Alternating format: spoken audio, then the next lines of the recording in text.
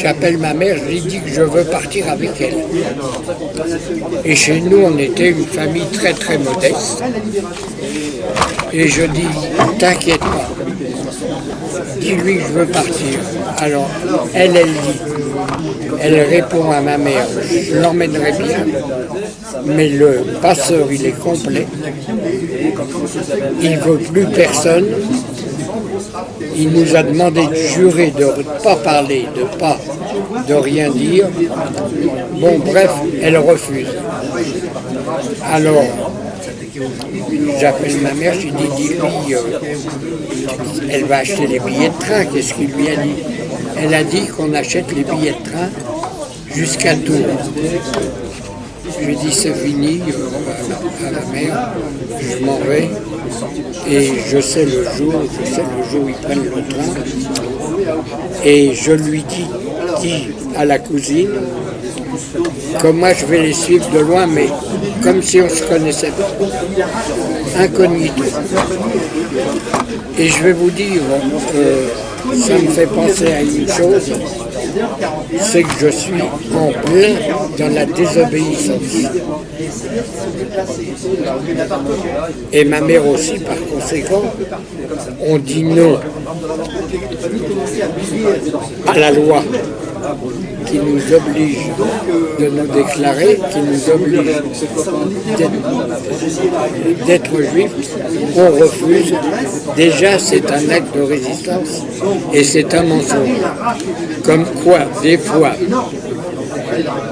de mentir, c'est une qualité.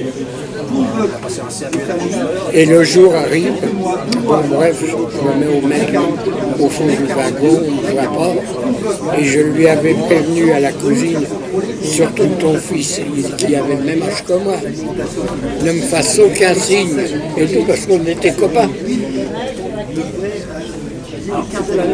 Et à Tours, il descend.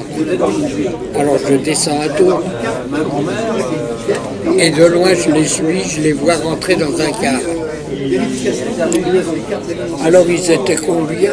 Je crois 10 ou 12. Et ils rentrent dans le car. Une fois qu'ils rentrent dans le car, mais là je ne sais pas où il est. Alors je rentre dans le car, il me dit où tu vas? Le conducteur, c'est lui qui vérifiait les billets, qui vendait les billets. Je dis je vais au terminus. Il me dit ça fait tant, bon c'est une petite somme, je le paye. Et à La Haye des Cartes, pour un voyage, je vais vite parce que je veux arriver à... Il s'arrête.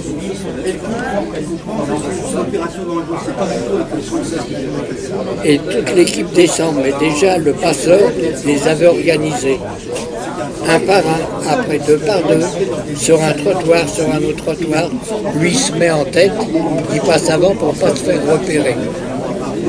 Et moi je descends, et on sort de la petite commune de La Haye des Cartes, et il marche dans la campagne, comme ça, sur la route, et il arrive devant une maison où il y avait un très grand hangar, et il y en a qui se lassaient les chaussures, la bombe, tout ce qu'il leur dit pour ne pas se faire remarquer, et d'un seul coup il les fait rentrer dans le hangar, tous rentrent, et moi j'attends, je ne vais rien dire, j'attends que le passeur reparte. Et je ne pouvais pas me tromper parce qu'il avait une petite sacoche, comme les docteurs en cuir.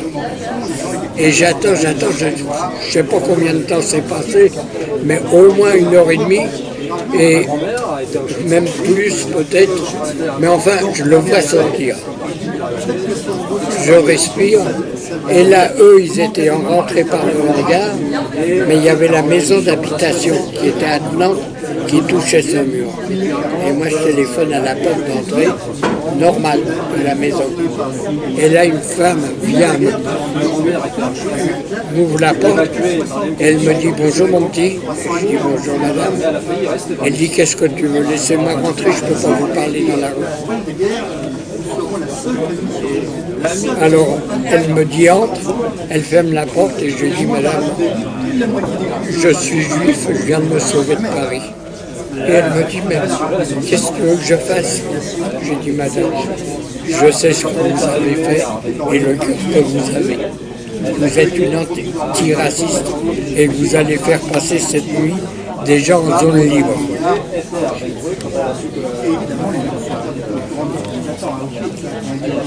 Alors je suis venu vous demander de me faire passer. Mais je dois vous dire, moi j'ai pas d'argent, mes parents sont pauvres. Elle me prend dans les bras, elle m'embrasse, elle dit viens mon petit, allez déchausse-toi, elle me lave les pieds. Elle me dit toi tu resteras avec moi, viens dans ma chambre, elle m'emmène dans la chambre, tu t'occupes plus, tu oublies les autres. Et c'est moi qui vais te faire passer cette nuit en zone libre. Et la nuit effectivement arrive et on traverse un bois,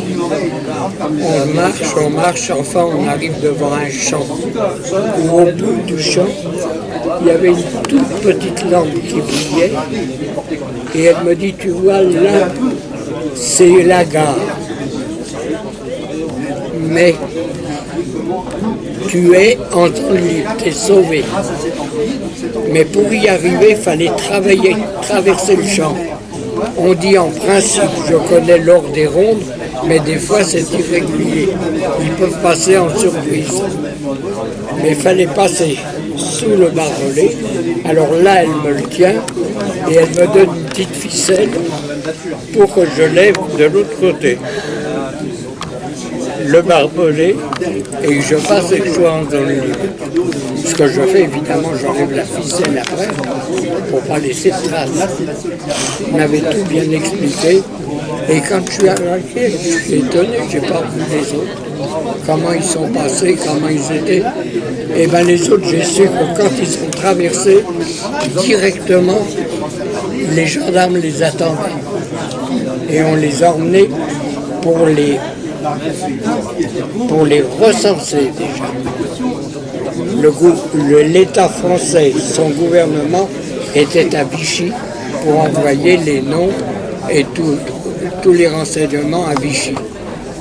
Et moi, évidemment, personne ne me demande. C'est la nuit. J'attends. Et j'avais un frère qui était à l'armée, qui était démobilisé. Il était parvenu à Paris. Il était resté en zone sud où il avait fait venir sa femme et sa fille. Et c'était quelqu'un de très fort. Et lui, il travaille chez des paysans. Il arrive à vivre comme ça, à travailler chez des paysans. Il dit je vais aller.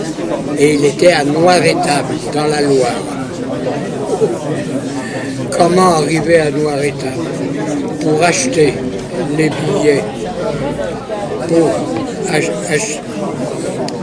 et il fallait de l'argent. À un moment donné, j'étais épuisé, il fallait bien. En plus de l'illégalité où je me trouvais, j'avais plus d'argent pour acheter les billets, je voyageais sans billets. Je devais encore esquiller le train. En plus, alors, il y a des détournements de train parce que des trains allemands passaient et ils avaient la priorité. Il y avait un tas de problèmes. Enfin bref, j'arrive au milieu de la nuit à Noir-Étable. À Noir-Étable. Allez savoir où mon frère habite. C'est un petit bled, c'est un petit village, mais je ne sais pas dans quelle maison. Et puis je vois de la lumière, un type qui ne dormait pas, et je lui parle de mon frère, il se trouve qu'il peut m'indiquer la maison où il est. Alors j'y vais, bon, hein, je passe. Ça, je cogne à la porte, et là c'est mon frère en pyjama qui dormait, qui descend, et qui se trouve devant moi. Là il commence à pleurer, à paniquer, il dit « Papa, maman, je lui dis « Calme-toi, on va voir ensemble comment on peut faire, parce que je déciderai, si je suis parti, j'étais le plus jeune des enfants, papa est suivant. Parce que je peux vous dire que mon père était un très très grand intellectuel, et le meilleur professeur de la vie que j'ai eu, ça a été mon père. Mais bon,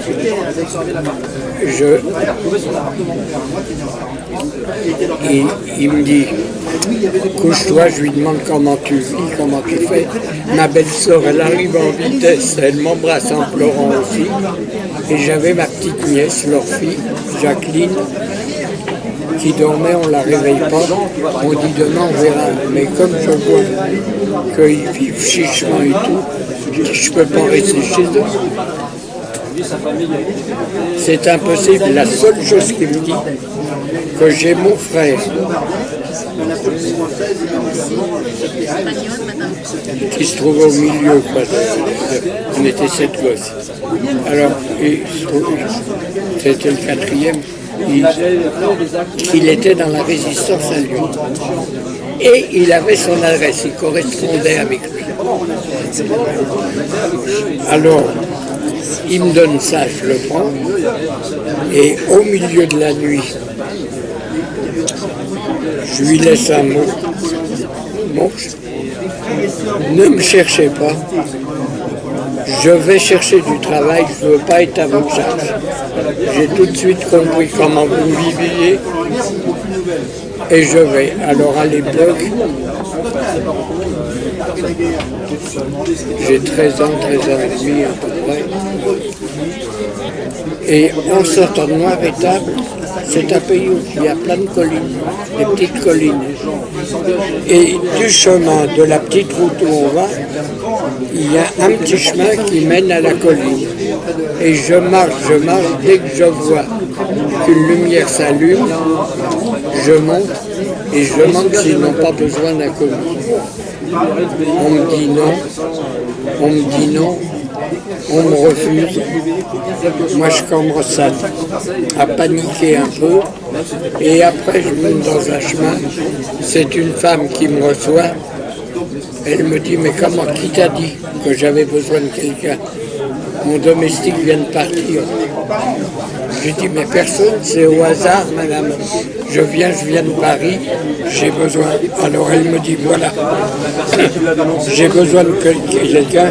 Et j'ai dit, je ne sais rien faire, je ne connais pas les travaux de la campagne. Mais je veux travailler et vous ne plaindrez pas de moi. Alors elle me dit, voilà, je vais te donner mes conditions. Tu seras nourri, blanchi, mais chez nous, il n'y a pas d'argent, il n'y aura jamais un sou.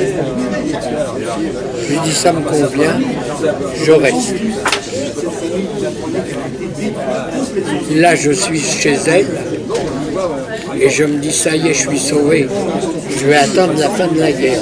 En moi-même, j'étais sûr qu'on allait vaincre les Allemands. Mais il n'était pas question de résistance ni rien, puisque je venais de Paris, j'étais jeune et tout. C'est quand mon frère aîné m'a dit que mon frère était dans la résistance que l'idée me vient de le rejoindre. Mais alors, comme je trouve ça, je dis là, ça sera l'endroit idéal en pleine campagne comme ça perdu, de faire venir mes parents et une sœur qui restait avec eux. Mais je travaille, elle me fait nettoyer l'écurie, elle m'apprend un tas de choses, je le fais, elle est contente. On fait le pain une fois tous les 15 jours. Elle me fait pétrir le pain, on avait un pétrin, et quand ça devient trop dur, trop lourd, elle me dit laisse-moi, je vais te remplacer. Et on met dans le four. C'était les gros repas de campagne et ça durait 15 jours. Et c'est délicieux. Et un beau jour, qu'est-ce qu'on voit? J'étais en train de nettoyer l'écurie, mais l'écurie, après l'écurie, il y avait le tas de fumier, et après de l'autre côté, il y avait la maison. et 2 gendarmes qui montent avec une bicyclette de noir étable et qui vont et qui lui parlent à la maison. Il dit, dites donc, on a appris que vous avez un commis. Elle dit, oui, alors. Elle dit, mais vous ne l'avez pas déclaré. Elle dit, ah bon, il faut aller le déclarer. Elle dit, je ne savais pas, je ne suis pas au courant, j'avais un commis, je ne l'ai jamais déclaré. Mais celui-là, il faut le déclarer.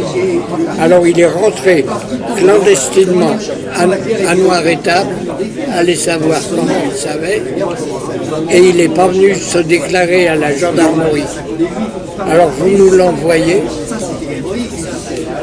pour qu'il se déclare, et autrement c'est vous qui risquez, il arrive n'importe quel accident, pépin et tout, vous aurez tout à payer, tout, enfin il lui fait peur. Moi, peur ou pas peur, je dis ça y est, je suis foutu, et je m'évade. Et là je pars à Lyon, et sans le dire à mon frère aîné. Et dès que j'arrive à Lyon, je recherche mon frère et quand je le vois, j'attends, bon, quand je l'ai vu, quand il est sorti de chez lui, moi je ne savais pas l'état, je ne savais pas où. Ah, j'allais pas taper à toutes les portes, en plus à Lyon. Mais là, j'étais déjà en zone libre. Et quand il sort, il m'attrape dans les bras, pour moi, il m'appelait le mioche. Il avait 8 ans de plus que moi, il adorait le football. Et quand je disais, je veux aller avec toi au football, il disait, qu'est-ce que tu vas faire avec nous? Tu ne peux pas jouer dans notre équipe. Inscris-toi avec les petits, va dans les minimes. Mais moi, fous-moi la paix, j'ai mes copains, laisse-moi tranquille. Et alors, voilà, mais on était des frères, on le savait, et au fond, on s'aimait. Et alors je dis, bon, j'ai besoin de te parler. Alors j'ai dit, j'ai vu Marcel, et il m'a dit que tu étais dans la résistance. Et je suis venu voir pour que tu me fasses rentrer.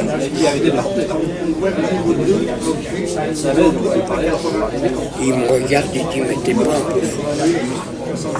T'as 13 ans et demi, tu vas avoir 14 ans.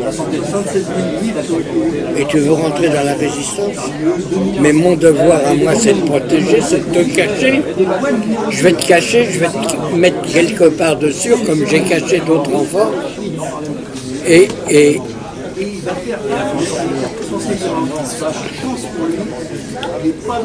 puis tu arriveras à la fin de la guerre et t'en fais pas. Je vais essayer de m'occuper de Madeleine, c'est ma soeur qui était restée à Paris, et de papa et de maman.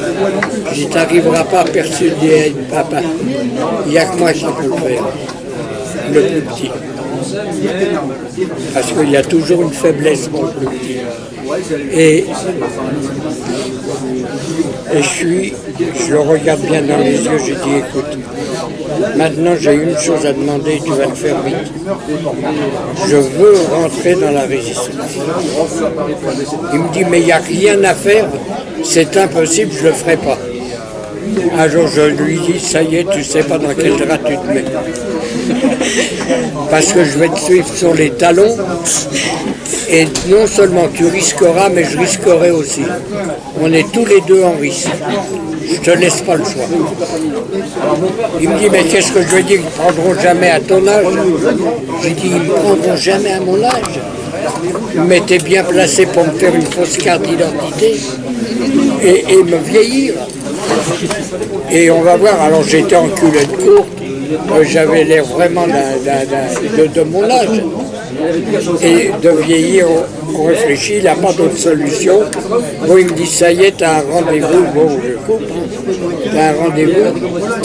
Et le rendez-vous, tu vas aller dans tel et tel soir et tout, tu verras quelqu'un qui lit son journal.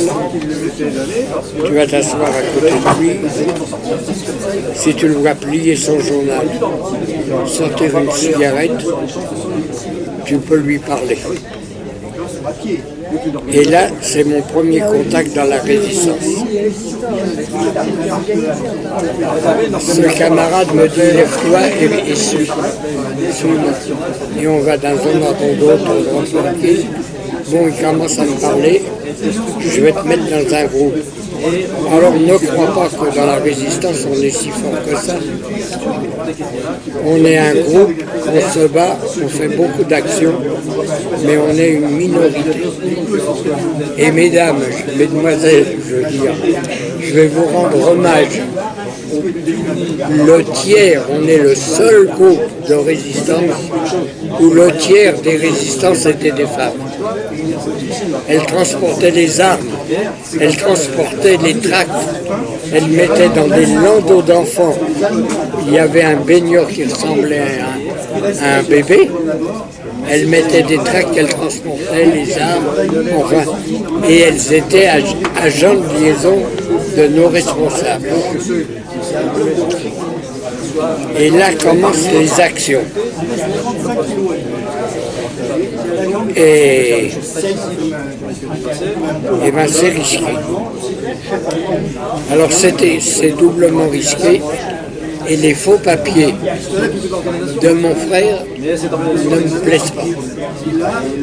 Or j'étais en classe avec un fameux télo dont le père était cheminot, qui avait mon âge. Il était un peu plus vieux que moi, mais bon, bref. Et je me mets en contact avec le père par courrier et je lui dis, voilà, on se connaît, je suis en train de me battre pour libérer la démocratie, pour libérer la France. Je vous demande de me faire parvenir un acte de naissance de votre fils pour me faire une fausse pièce d'identité. Par retour de courrier, il me l'envoie. C'est un homme magnifique. Et moi, grâce à cet acte de naissance, il ne fallait pas plus pour se faire une carte d'identité avec un justificatif de domicile. Et dans la résistance, on nous a obligés, au cas où on était suivi,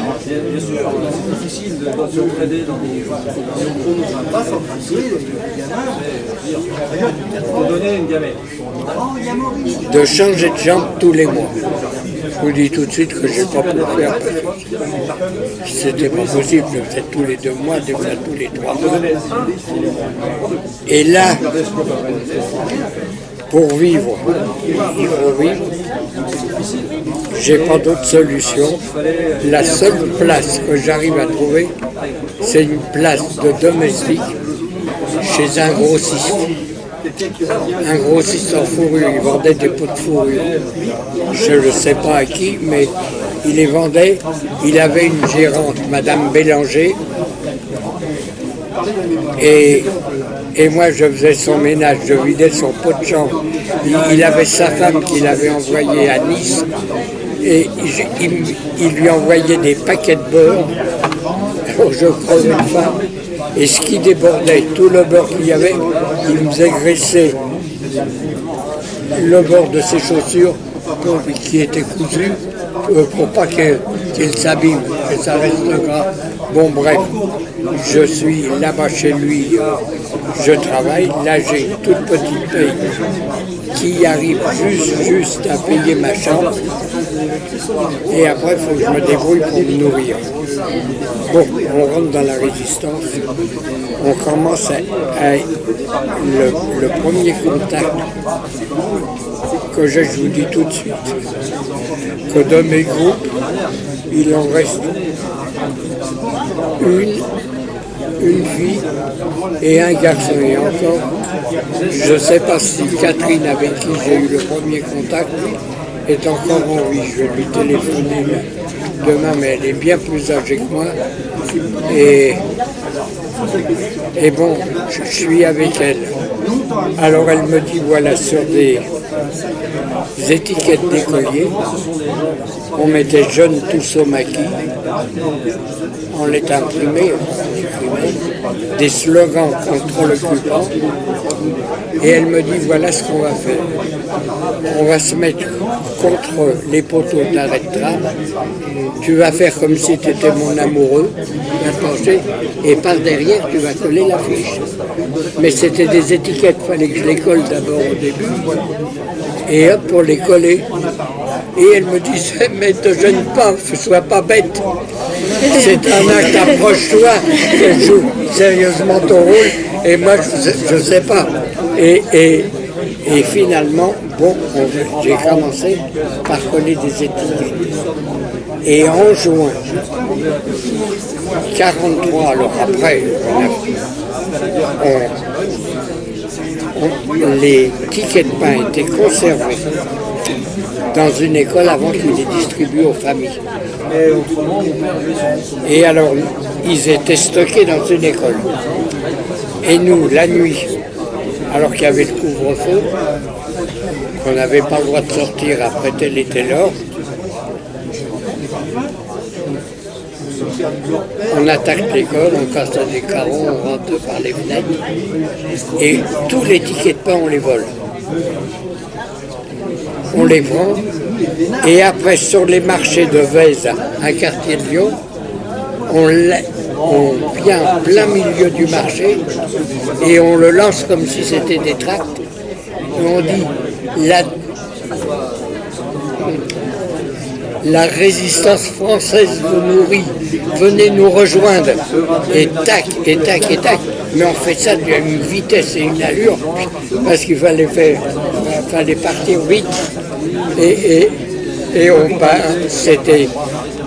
on monte, il y avait des magasins grands comme les Galeries Lafayette à Lyon, c'est une ville, la deuxième ville de France, et on montait au dernier étage, on lançait des tracts, et évidemment on avait préparé la descente, et il y avait des camarades qui étaient le long des escaliers pour, si des fois quelqu'un nous poursuivait, pour se mettre le faire tomber ou n'importe pour pas qu'on nous rattrape et qu'on se sauve, voilà.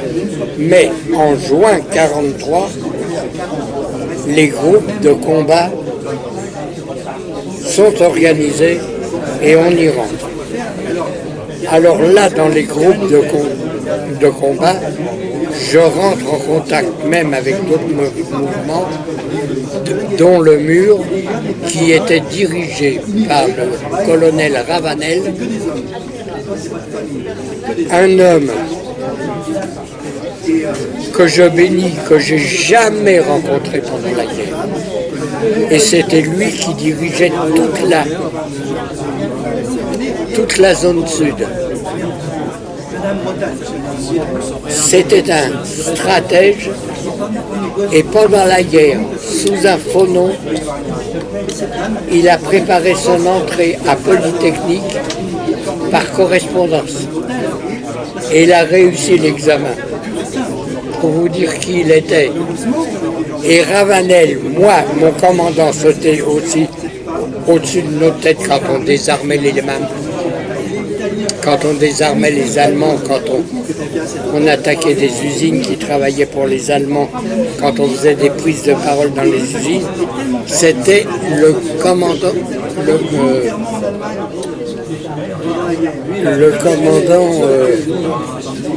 le nom va me revenir. J'allais dire le commandant Cousteau. C'était le commandant, mais ce que je ne savais pas, c'est que tous les jours, il faisait un rapport. Et le rapport qu'il envoyait à Ravanel. Et Ravanel, lui, me connaissait. Et moi, visuellement, je le connaissais pas. Enfin, la résistance est tellement risquée d'ailleurs. Je trouve, je travaille avec le clergé, je vais contacter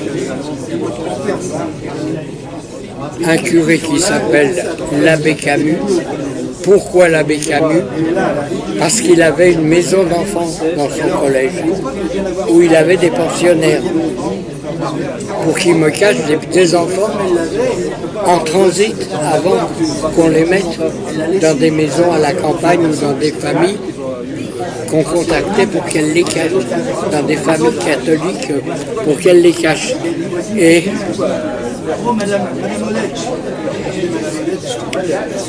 Et l'abbé Camus me dit qu'il a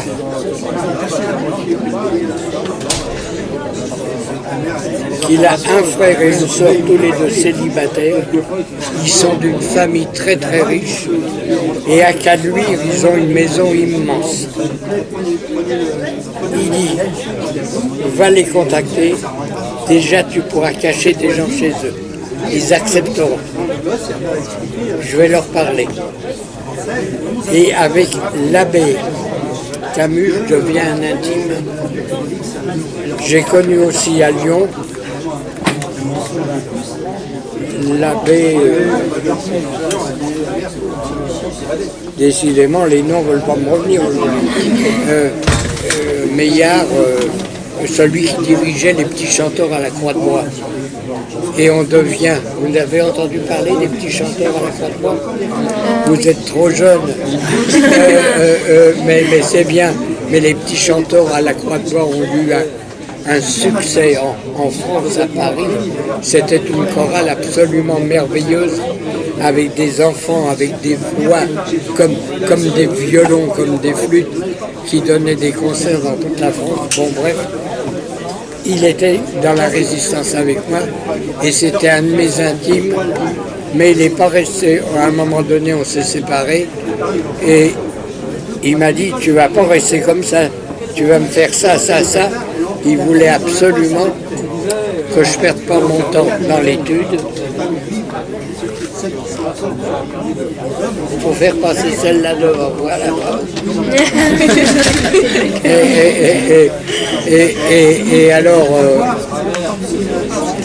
Et alors il me donne des cours. Comme il a fait avec ses petits chanteurs à la Croix-de-Bois. Il a dit un jour, vous n'aurez plus de voix, vous ne pourrez plus vivre là. On vous fait le collège, on vous instruit. Ceux qui sont doués pour aller jusqu'au bout, le plus loin possible, iront. Les autres, ils apprendront un bon métier. Mais personne ne sera abandonné dans la rue et il a tenu parole. Bon, ceci étant, la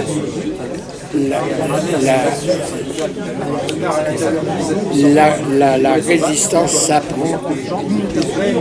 On fait une action et des fois on était suivi. Alors on avait lavé d'arrivée parce qu'on arrivait et c'est une jeune femme ou une jeune fille qui nous donnait les armes. Et après l'action, on devait lui rapporter. On n'avait pas le droit de garder l'arme, parce que nos responsables avaient peur qu'on s'en serve pour notre propre compte. Parce qu'ils savaient qu'on avait faim, parce que quand la faim est là, on est capable de n'importe quoi. Et alors, on faisait des actions, vous avez des camarades où j'avais un rendez-vous le lendemain, on devait l'attendre 3 minutes, pas plus. Allez, précis parce qu'on risquait après nous-mêmes. Et on avait un rendez-vous de rappel dans un autre endroit, 1 heure après, et si on ne voyait pas, c'est qu'on savait qu'il était fusillé. Et c'était d'une douleur incroyable.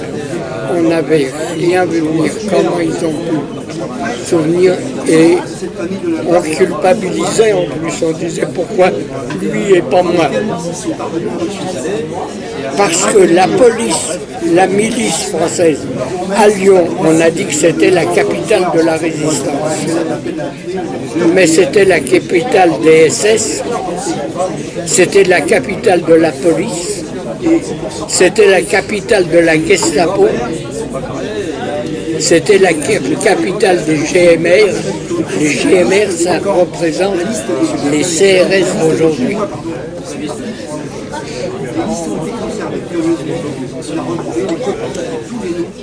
Et un jour, on est en train d'inscrire montée de la Grande Côte. C'est à côté de la 2e grande place de Lyon. Et en haut, au bout de la montée de la Grande Côte, il y avait un grand mur basse et avec des lettres d'1,20 m, 1,50 m, je sais pas. On met jeunes tous au maquis. Et c'était en côte. Alors des deux côtés de la rue, c'était en compte, et on avait des camarades qui surveillaient. Et il y en a un, hop, on voit un mouchoir blanc qui s'élève, on sait qu'il y a un flic qui monte, qu'il y a du danger. Et notre responsable, son faux nom dans la résistance, c'était Télémaque. Télémaque, avec qui on fait cette action, demande, fait savoir qu'on lui dise combien ils sont. Il dit, il y a un flic. Il dit, on bouge pas les gars. On continue. On marche. Le flic, il arrive. Quand il nous voit, il baisse la tête comme s'il ne voit rien et il pense que c'est lui qui a eu peur. Et on a terminé, après, pas la peine de vous dire s'il prévient lui le commissariat, mais je crois qu'il ne l'a pas fait parce que il y a beaucoup de jeunes qui se sont engagés dans la police, la simple police, pour ne pas partir en Allemagne, parce qu'à l'époque il existait le STO, le service de travail obligatoire. Alors je vais vous répéter, vous pouvez m'interrompre quand je parle pour me poser des questions.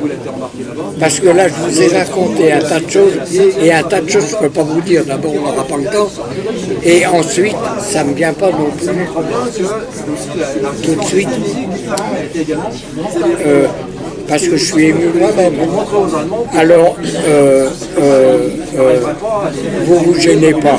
Les filles, commencez, je sais que vous êtes courageuses, vous y allez.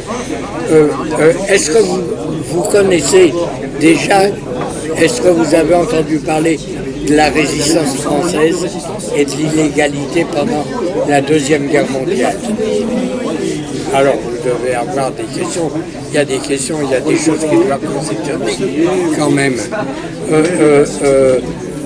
C'est important, parce que la question, par elle-même, elle ne veut rien dire.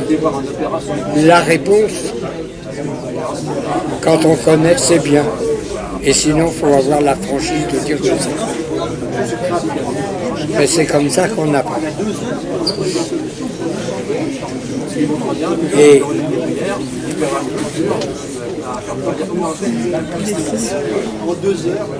Et je vais vous dire, et dans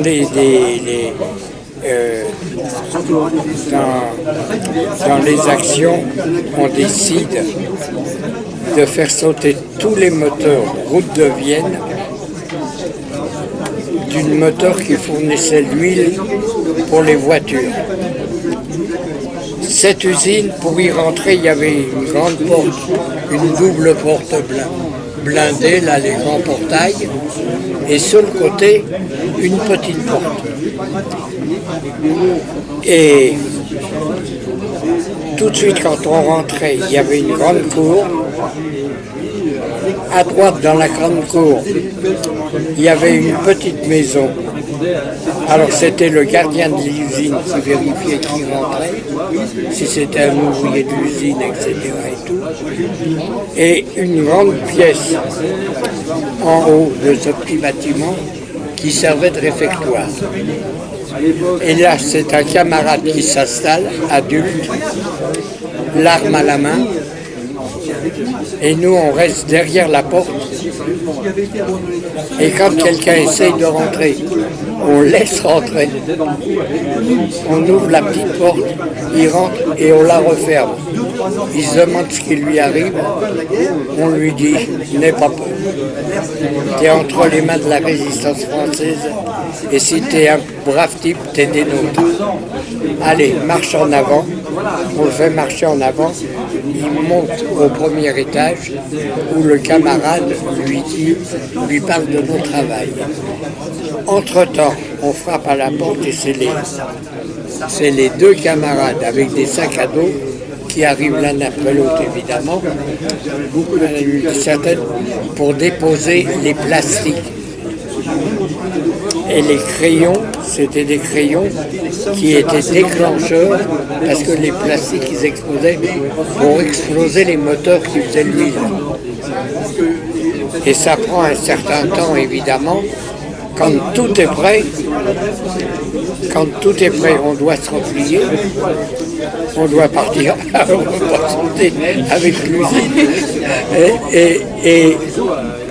Et là, on réussit une action merveilleuse. Et c'est à cette route deviennent, après qu'il y a un ou deux camarades qui se sont fait suivre. Comment, on ne sait pas. Et malheureusement, on est défusé. Moi, je monte. À un moment donné, on me met au renseignement pour faire les actions.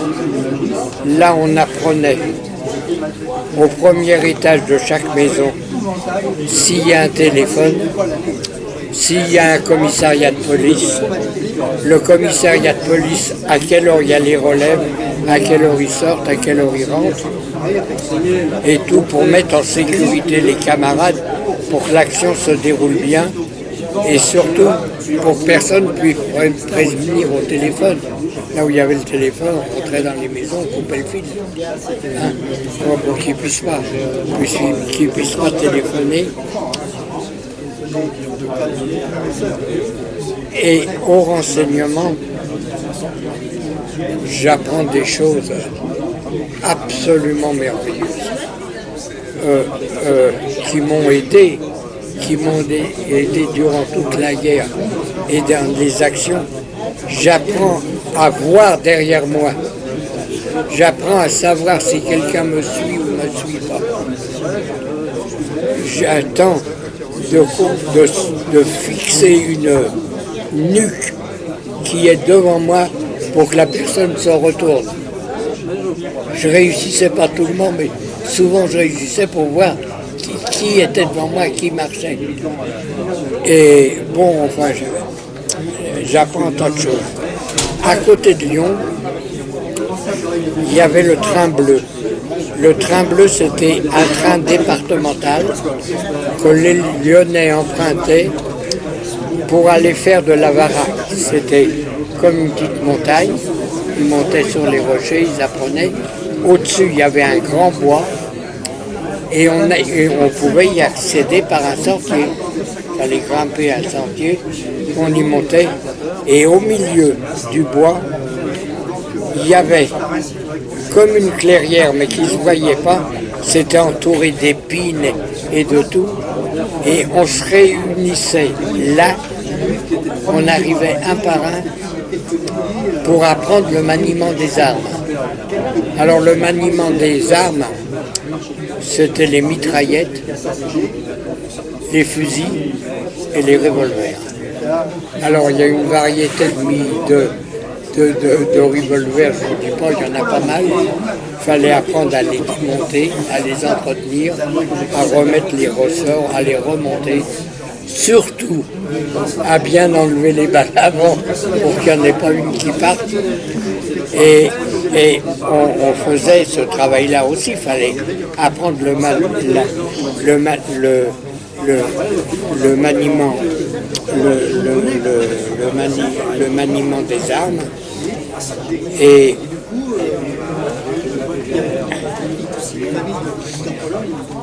il se trouve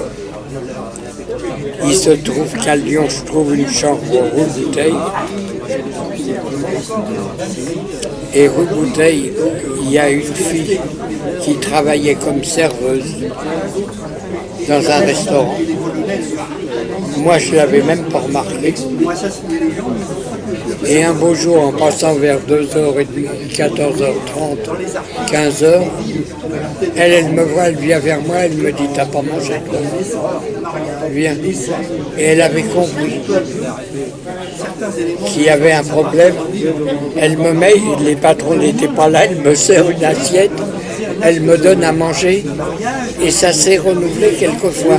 Il y a des fois, il y avait les patrons, il y a des fois, elle se méfiait. Bon, malheureusement, elle ne pouvait pas le faire tous les jours non plus. Mais moi, ce que j'ai pu faire, c'est de parler avec mes camarades filles et de leur dire et de leur raconter, de leur parler cette vie. Et de leur dire, elle a compris, voilà quelqu'un qui veut faire quelque chose et qui peut, elle est bien placée, elle est au centre de Lyon, elle voit beaucoup de choses et elle peut parler avec les gens qu'elle sert et parmi eux, elle peut tirer certains renseignements, peut-être d'un milicien, peut-être d'un autre, j'en sais rien. Et hop, effectivement, elle la recrute. En parlant, elle sympathise, elles deviennent copines et elles rentrent dans la résistance. Quel bonheur ce fut pour moi. Bon, et on a obtenu des renseignements très très précis. D'abord, elle nous a donné l'adresse d'un milicien qui a donné à ses chefs l'adresse de gens qui se cachaient, qui vivaient sous un faux papier. Il attendait d'avoir une dizaine de noms ou une quinzaine, je ne sais pas.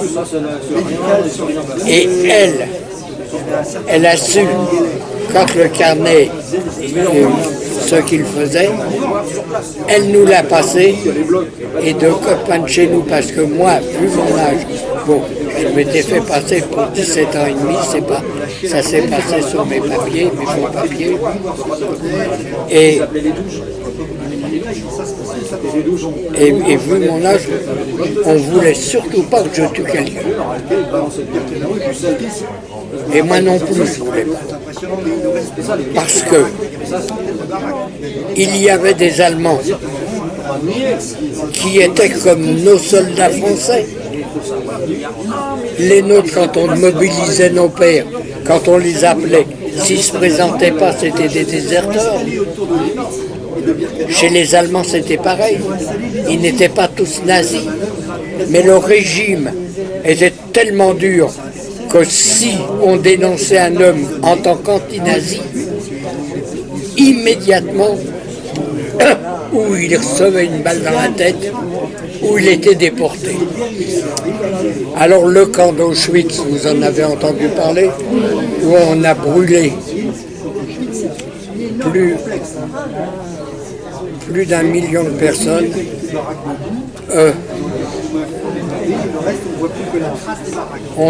On dit, on voit tout de suite les Juifs au camp d'Auschwitz. Mais c'est faux. Au camp d'Auschwitz, ceux qui l'ont entraîné, ce sont ceux qui étaient anti-nazis. C'est ceux qui étaient contre Hitler.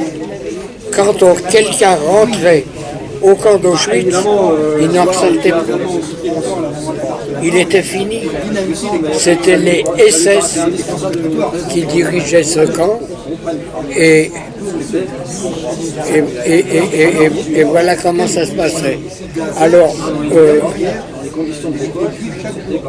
à la suite de ça, il y a eu des gitans, il y a eu des juifs, il y a eu des homosexuels, et il y a eu des erreurs, il y a eu des gens qui étaient catholiques, mais comme ils avaient un nom avec une résonance étrangère, et bien on les a pris pour des juifs, on les a déportés. Mais vous avez des noms comme Reymann, mes deux camarades, mon camarade Marcel Reymann, qui a été fusillé, mais des Reymann, quand vous allez dans les pays de l'Est, tout le monde s'appelle Reymann. C'est ici comme Dupont, comme Monnier, c'est un nom courant. Et on arrive. Alors, toujours pas de questions. Il y avait aussi des Noirs dans les camps. Dans la résistance? Non, dans les camps. Pardon? Dans les camps. Dans les camps de concentration, je sais qu'il y a eu des Noirs d'arrêtés, mais dans la résistance, j'en ai pas connu.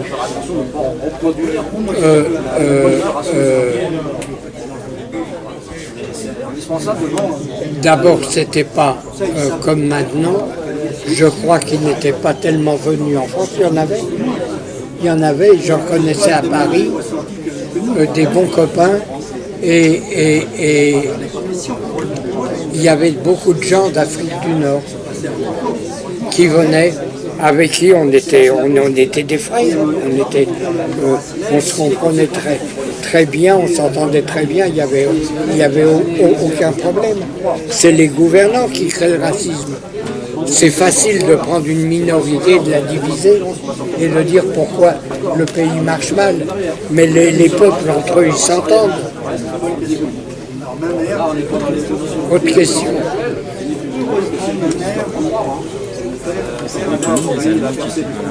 Pardon ? Il y avait des Allemands dans la résistance. Alors, des Allemands dans la résistance, il y en a eu. La preuve, c'est quand il y a eu la libération, ça a commencé avec Schröder, il y avait Adenauer, il y avait Merkel, il y avait tous ces gens-là, c'est des gens qui étaient... Mais elle était très faible. Parce que le peuple allemand a été hypnotisé. Moi, je connais, il y avait les Jeux Olympiques en Allemagne, au moment où Hitler a pris le pouvoir. Hitler a pris le pouvoir, mais d'une façon normale, il a été élu. Il a été élu avec ses mensonges, avec tout ce qu'il a promis aux Allemands, du travail, des logements, des tout, dont ils n'ont pas profité. Oui, ils ont été à Stalingrad dans la glace, où ils ont eu les pieds gelés et tout, c'est comme ça qu'il a perdu la guerre. Bon, une des raisons d'ailleurs, parce que les Alliés, quand ils ont vu les Russes avancer, là ils sont entrés en guerre parce qu'ils ne voulaient pas que non plus que ce soit les Soviétiques qui occupent l'Europe. Mais ils se sont arrêtés où, les Alliés? Ils se sont arrêtés aux Pyrénées. Ils ont laissé Franco comme dictateur. Et Franco, après la libération, en tant que dictateur, a fait plus de victimes, a fusillé plus d'Espagnols que pendant la guerre. Or, chose extraordinaire, Franco a laissé passer des Juifs qui étaient venus se cacher en Espagne et qui étaient d'origine espagnole à cause de l'Inquisition de 1492.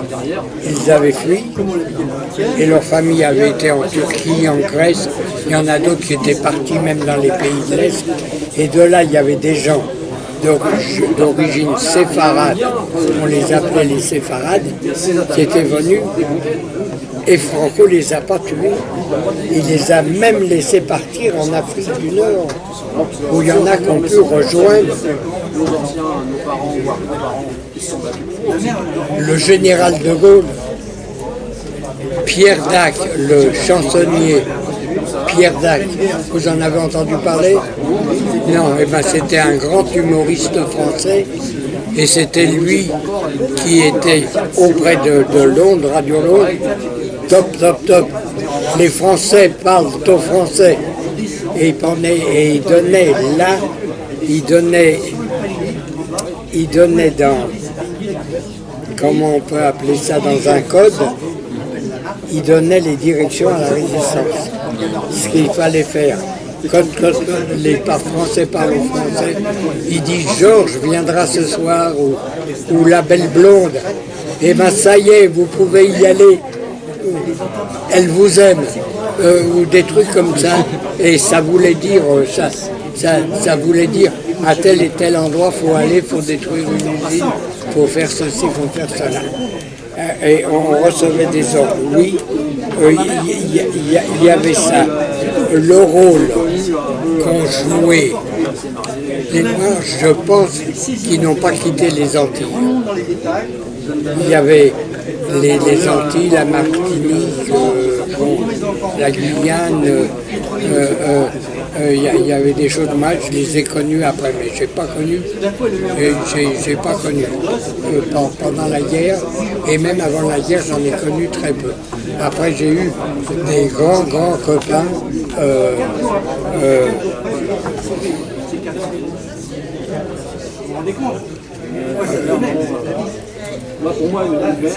des grands copains qui venaient des Antilles, c'est la France, un département français. Alors, bon, il n'y avait pas de différence entre nous, et puis il y avait des têtes magnifiques. Quand on leur a ouvert l'école, ils brillaient, hein. Ils avaient soif d'apprendre. Hein. Et bon, et comme on a parlé de Pierre Dac, Pierre Dac a dit, pour adoucir un peu nos discussions, si après chaque vacances, on prenait un peu de repos, on serait rarement fatigué.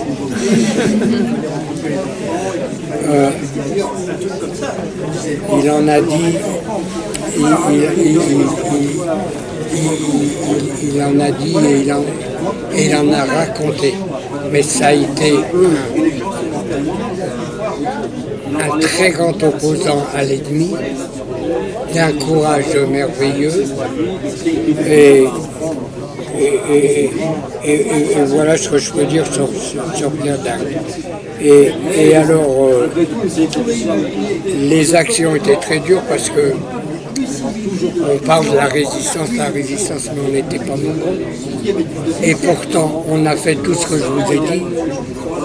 On a déraillé des trains, on a détourné des trains. On a détourné tous les panneaux qu'il y avait sur les routes. Quand il y avait un panneau qui indiquait Lyon ou qui indiquait Paris, et tout, on le mettait dans l'autre sens pour tromper l'ennemi, pour qu'il perde du temps, pour l'embêter, pour lui faire voir qu'il y avait des opposants et tout. Et on a fait une chose formidable, c'est qu'on a imprimé des tracts en allemand. Il y avait un Alsacien avec nous qui parlait l'allemand et couramment, et on a fait des tracts contre les Allemands en dénonçant Hitler, en disant qu'ils avaient perdu la guerre, que c'est le moment pour eux de se retourner, de se battre contre Hitler, de devenir bon, de faire comme nous. Et ces tracts, il fallait que les Allemands les reçoivent. Il n'y avait qu'une solution, c'était de les jeter par-dessus le mur des casernes.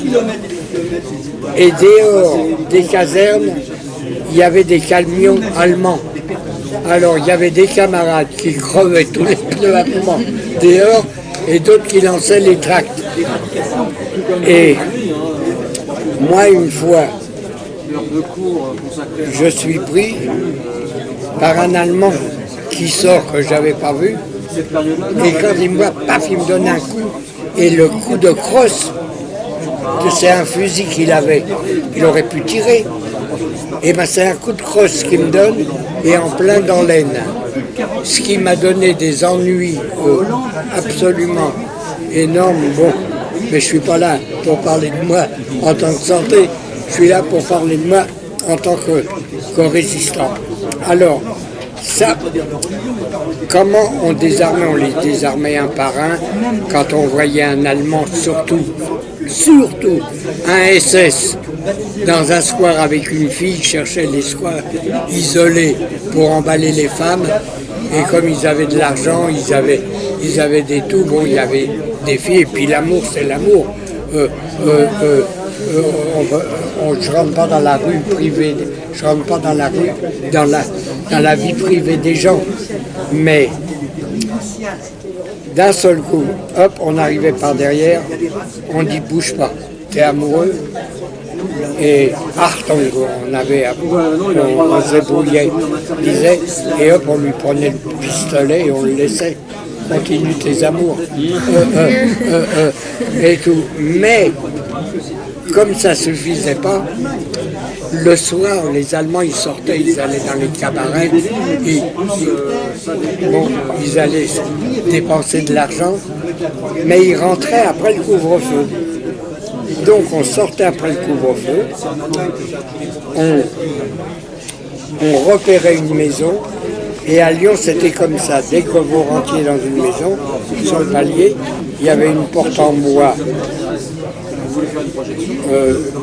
avec des barreaux et elle descendait à la cave. C'était les caves qui étaient en dessous des maisons. Et nous, on attendait qu'il y en ait 6 ou 7. Ils se tenaient par le bras et ils rentraient parce qu'ils avaient la trouille. Même quand c'était comme ça et d'un seul coup, Achtung, hop, on arrivait. Alors des fois, on n'avait même pas assez d'armes pour chaque Allemand. C'était avec un bout de bois qu'on leur mettait dans le dos quand on imitait un revolver. Achtung. Et alors là, on commençait. On leur enlevait les bottes. On les jetait loin derrière nous. Ils avaient des bretelles, on coupait les bretelles. On leur ouvrait la braguette, on coupait les boutons, et tout de façon à ce qu'ils ne puissent pas, qu'ils soient obligés de tenir le pantalon, qu'ils ne pouvaient pas courir et tout.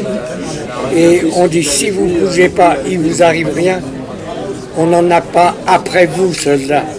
On en a après votre Führer, qui est vaincu. Sachez qu'il a déjà perdu la guerre. Et ils ne vous le disent pas. Et on leur foutait dans la poche un tract en allemand et on les dirigeait dans la cave. Là, on les poussait, descendez au bout. On dit, s'il y en a un qui sort avant 10 minutes, il y a une autre victime qui l'attend, alors là, on vous tue. Vous attendez 10 minutes avant de sortir. Et ce qu'ils ont fait après et tout, mais moi je vois comment ils sont rentrés dans la caserne, parce que les bottes en plus on les mélangeait, les a envoyés le plus loin possible. Qu'est-ce qu'on pouvait faire des bottes? On était incapable de les déchirer. C'était bon, ça se passait. Voilà comment on désarmait les Allemands. Maintenant, pour les tickets de pain, je vous ai dit, et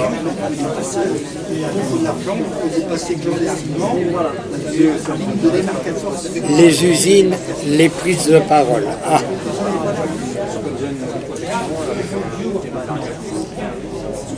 Alors, dans la résistance, il était formellement interdit, s'il y avait 2 frères ou un frère et une sœur dans le même mouvement, de faire une action ensemble. Parce que si on tombait, il ne fallait pas que 2 membres de la même famille tombent ensemble. Et un jour, dans une usine qui était très très grande,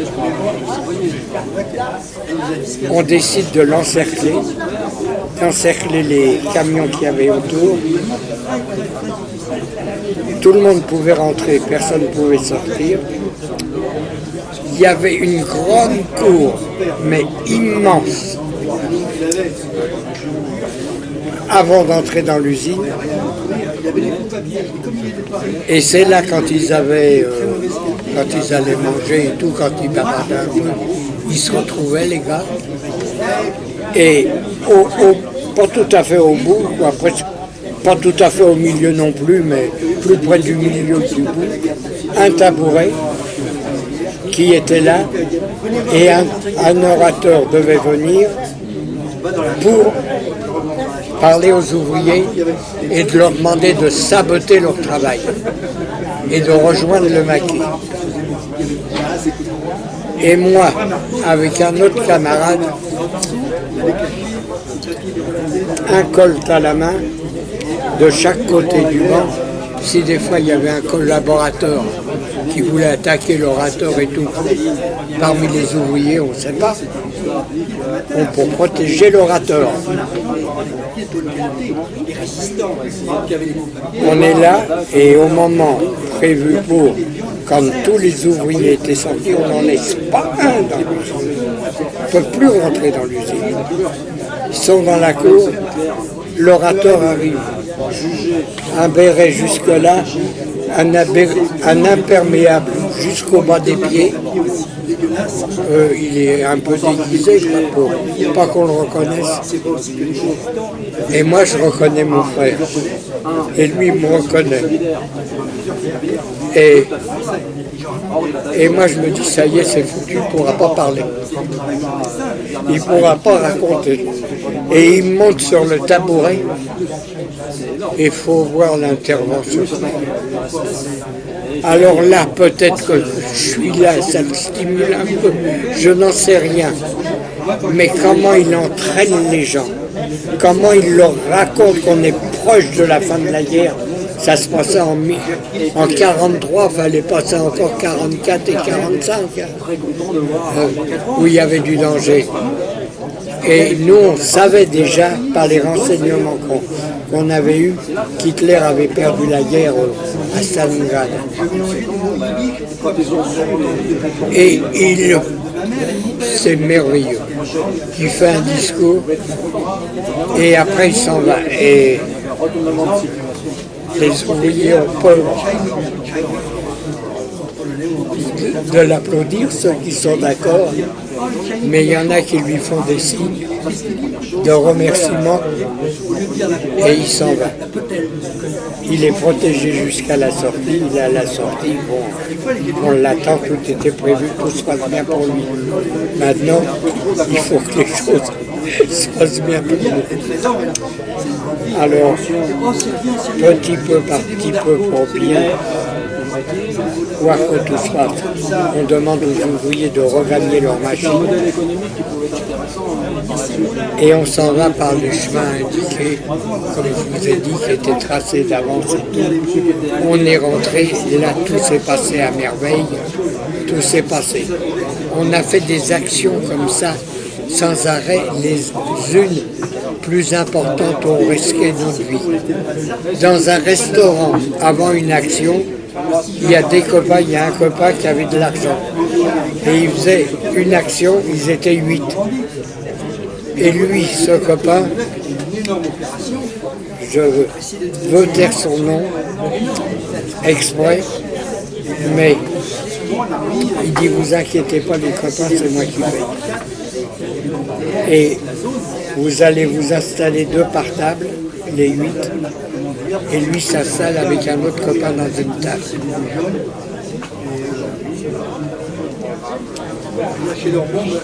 Et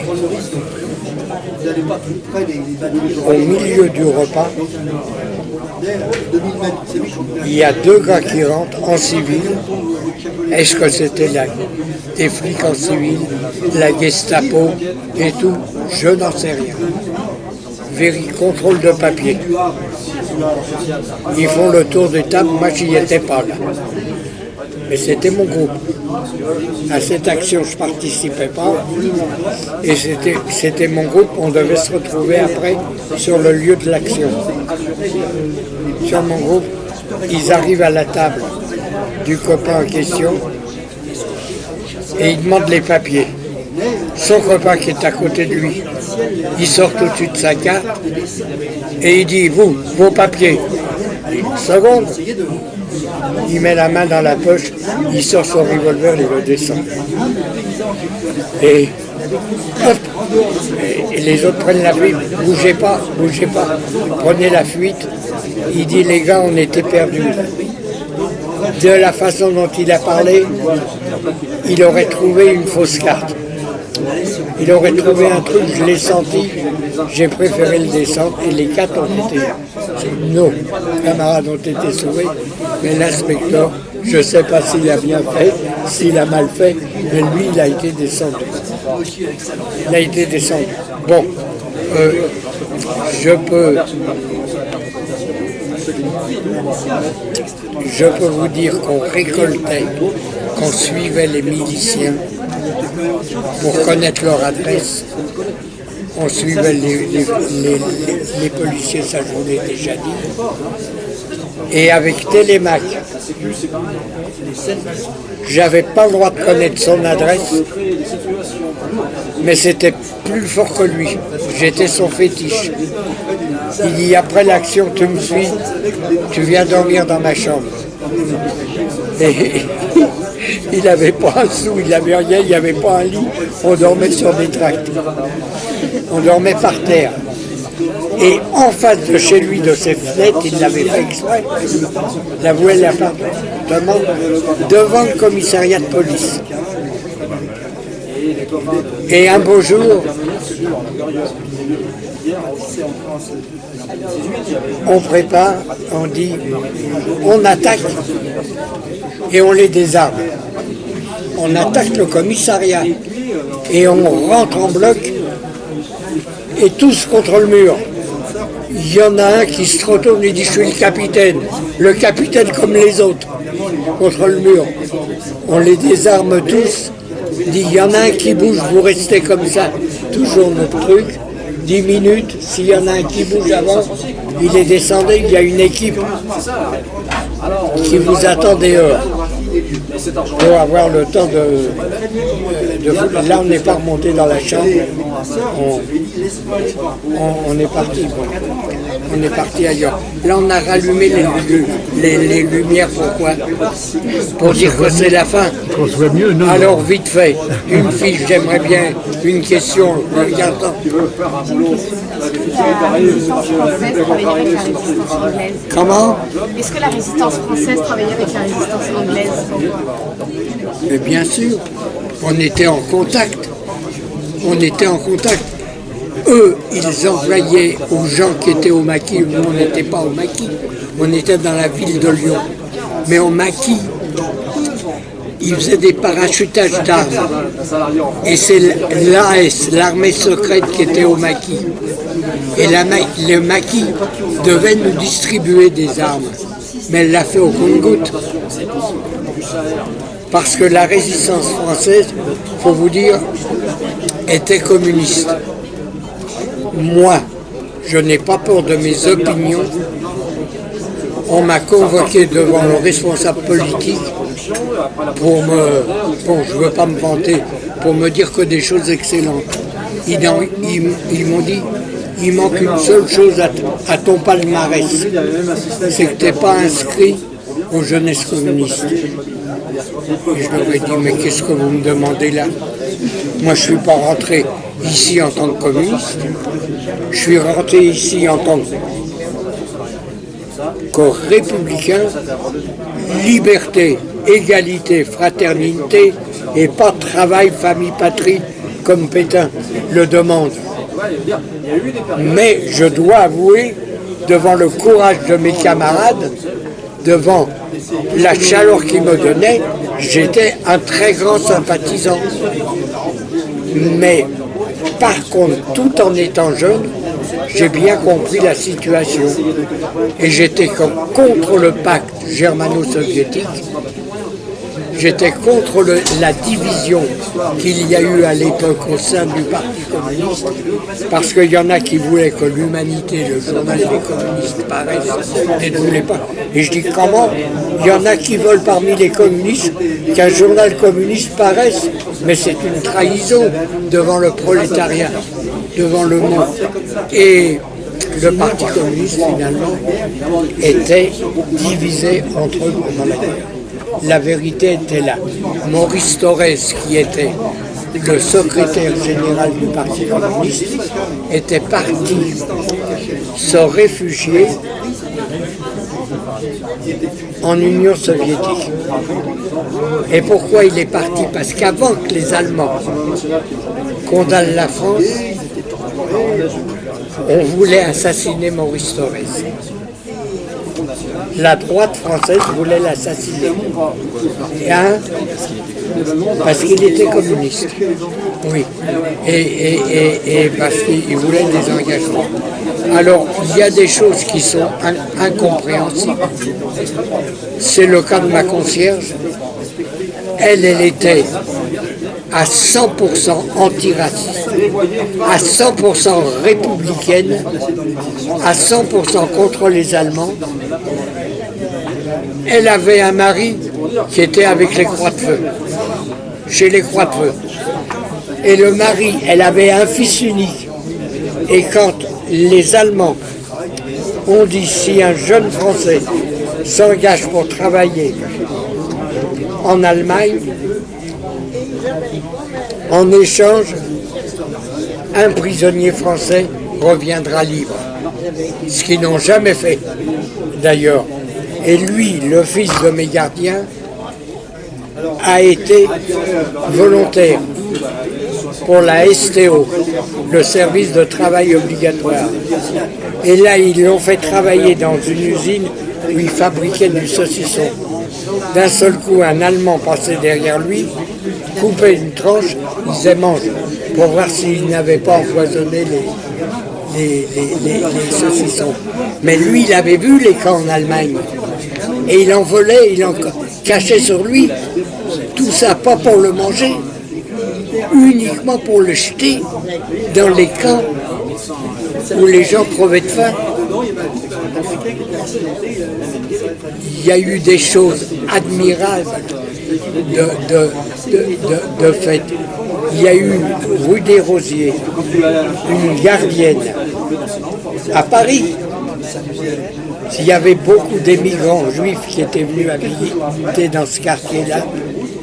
Et il y avait une gardienne, quand elle voyait un juif passer, elle crachait. Quand elle a vu la déportation des femmes et des enfants, elle s'est mise à pleurer. Et elle a aidé tant qu'elle a pu après. Elle a compris le déclic qui se passe dans la tête des gens. C'est comme ça, c'est l'expérience. Une autre question, vitesse. Est-ce que du coup, là où vous faisiez la résistance, est-ce que vous avez intervenu, enfin pas vous, mais votre groupe, dans des camps? Est-ce qu'il y a eu des interventions dans des camps? Dans les camps de déportés? Oui. Impossible. On n'a pas pu avoir accès. Il y a eu des interventions dans les prisons.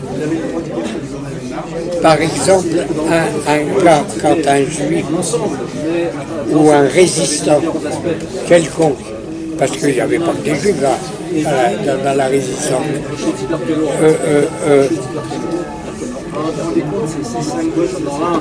était pris, il n'allait pas dire qu'il était juif ou résistant. Il disait qu'il était pris ou avec une arme ou avec une preuve quelconque. Il disait je suis un voleur, je vis de vol. Il préférait être condamné en tant que voleur que d'être transporté en Allemagne. Et il y a un gars dans une prison en province, quand la zone libre a disparu, elle est devenue zone occupée. Et on a envoyé une de mes camarades voir il était condamné à mort. Parler au gardien de prison en disant laissez-moi au moins 10 minutes de libre avec lui. Le directeur a dit j'ai pas le droit. Et je ne désobéirai pas aux ordres. Elle a parlé au directeur, elle l'a baratiné. Elle lui a parlé et elle a dit laissez-moi, je vais le convaincre de ne plus faire ça, de tout, après vous faites ce que vous voulez et tout. Et quand elle a pu être en contact avec lui, sortir, hop, ils se sont évadés, elle l'a sauvé. Mais il y a eu quelques camarades, quand il y a eu des enfants de familles, de déportés, que les parents avaient rejeté, va-t'en, va n'importe où, cache-toi, ont été ramassés. Et ils se sont trouvés, il y en a ils étaient bien une quinzaine dans l'hôpital à Lyon. On les avait cachés là, on les avait mis là. Et comme c'est nous qui l'avions fait, et que des voisins ont pu contacter des gens pour leur parler, ces gens-là nous ont parlé à nous, nous ont dit qu'ils étaient là. Et bien le matin, à 5h du matin, on a volé un camion dans la route, avec une bâche, vous savez. et tout. On est rentré de force dans l'hôpital, on a ramassé les enfants, on les a mis avec deux de nos camarades derrière et on est parti vite en province pour les cacher, pour les sauver. On a sauvé une quinzaine d'enfants. Il y en a eu d'autres, mais moi je raconte ce que nous avons fait. Alors là, j'ai participé à l'action.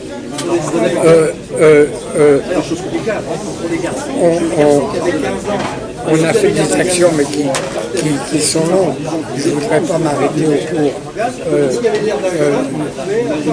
d'une action, mais en plus, on a pris le risque à toutes les secondes de se faire attraper. C'était comme ça. Il n'y avait pas d'autre chose. Moi, je crois qu'on a fait une rencontre intéressante. Moi, j'ai trouvé que ma table était merveilleuse, que vous m'avez bien regardé dans les yeux, oui. Vous a rendu particulièrement fier. Comment? Est-ce qu'il y a une action qui vous a rendu particulièrement fier à faire? Qui vous a rendu particulièrement fier? Quand on fait son devoir, on n'est pas un héros, on n'est pas fier. On voulait libérer notre pays, c'est tout. On voulait retrouver la démocratie et on l'a retrouvée. Et si on l'a gardée, il faut la défendre. Je vous remercie. Merci, monsieur. Et vous m'avez beaucoup touché aussi.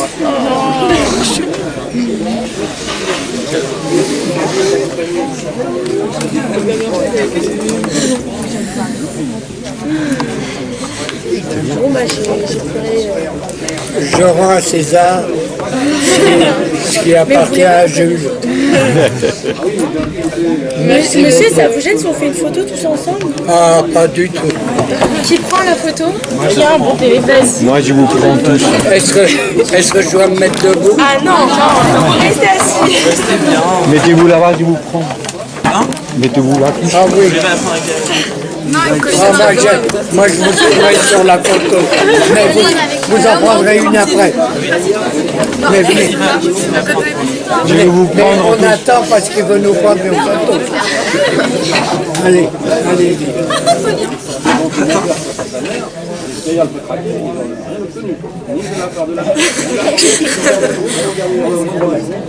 Bien. De toute façon, on se l'envoie tous Ça va? ensemble. Voilà, monsieur va prendre la photo. Merci. téléphone de Ryan. Merci beaucoup.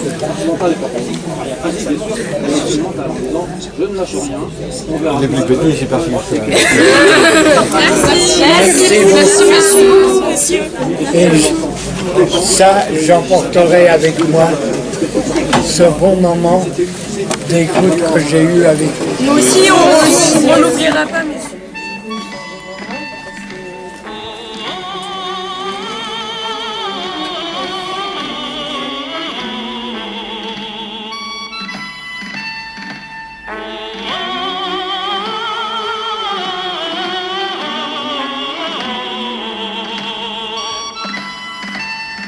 Ami, entends-tu le vol droit des C'est corbeaux gentil. sur nos Merci. plaines? Merci d'avance. Ah, ça me touche beaucoup. Hein. Frissons du pays qu'on enchaîne. Ça tombe bien. Oh, et partisans, ouvriers et paysans, c'est là